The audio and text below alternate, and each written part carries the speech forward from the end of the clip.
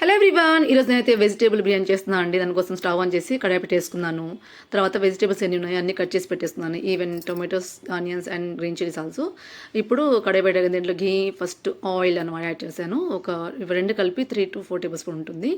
ఇవి రెండు యాడ్ చేసిన తర్వాత అవి ఫస్ట్ వేడిన తర్వాత ఇంట్లోకి పట్ట, లవంగ అండ్ మిరియాలు, ఒక తేజ్పత్తా. పిల్లలకు ఎక్కువ స్పైసెస్ యాడ్ చేయను, ఇవన్నీ తక్కువ యాడ్ చేసుకుంటాను. ఆ తర్వాత కట్ చేసుకున్న ఆనియన్స్ యాడ్ చేస్తున్నాను. ఆనియన్ జస్ట్ పింక్ కలర్ సరిపోతుంది. ఆ తర్వాత దీంట్లో పచ్చిమిర్చి, ఫ్రెష్ దంచు పెట్టుకున్న అల్లం వెల్లుల్లి పేస్టు, తర్వాత పుదీనా యాడ్ చేస్తున్నాను. ఆ అరోమా సూపర్గా ఉంటుందని చెప్పేసి. తర్వాత కట్ చేసుకున్న టొమాటోస్ యాడ్ చేస్తున్నాను. లైట్గా ఫ్రై అయిన వెంటనే అన్ని వెజిటేబుల్స్ యాడ్ చేస్తున్నాను అండి. నా దగ్గరైతే carrot, beans, gobi, matar and ఆలు ఉన్నాయి.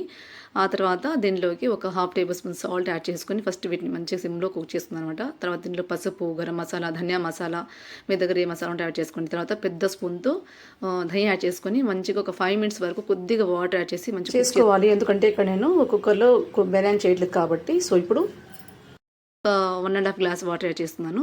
ముందుగానే బాస్మతి రైస్ నేను 15 to 20 మినిట్స్ సోక్ చేసి పెట్టున్నాను. సో తర్వాత ఇది యాడ్ చేసుకొని చూసారా మంచి మిక్స్ చేసుకున్నాను. దీంట్లోకి ఇప్పుడు మంచి మిక్స్ చేసిన తర్వాత సాల్ట్ చెక్ చేసుకొని ఒక హాఫ్ లెమన్ చెక్క పిండేసుకున్నాను అనమాట.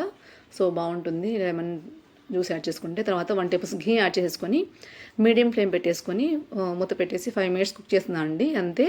చూసారా ఇప్పుడు బిర్యానీ సూపర్గా ఉంది కదా. బాస్మతి రైస్ పొడి బియ్యం సూపర్గా ఉంటుంది, కలర్ఫుల్గా ఉంది. మీరు కుక్కర్లో యాడ్ చేసేదైతే వెజిటేబుల్స్ ఫ్రై అవ్వగానే వెంటనే వాటర్ యాడ్ చేసుకుని 1.5 గ్లాస్ వాటర్ రైస్ యాడ్ చేసుకోండి. 15 మినిట్స్ ముందే నానబెట్టుకోండి. రైస్ అయితే సాఫ్ట్గా ఉంటుంది. 2 విజిల్స్ సరిపోతుంది ఎగ్జాక్ట్లీ. కుక్కర్లో అయితే సూపర్గా ఉంటుంది, కలర్ఫుల్గా ఉందండి. చాలా టెంప్టింగ్గా ఉంది ఈ బిర్యానీ మాత్రం. మీరు కూడా తప్పకుండా ట్రై చేయండి అండ్ ఎంజాయ్ చేసేసేయండి. మీ దగ్గర ఏ వెజిటేబుల్స్ ఉంటే అవి యాడ్ చేసుకోండి. సో ఫైనల్గా దీనికైతే కాంబినేషన్ నాకైతే దహి రైతాతో సర్వ్ చేస్తున్నాను. సో మా వీడియో మీకు నచ్చితే like, share, comment and subscribe చేసుకోండి. Thanks for watching.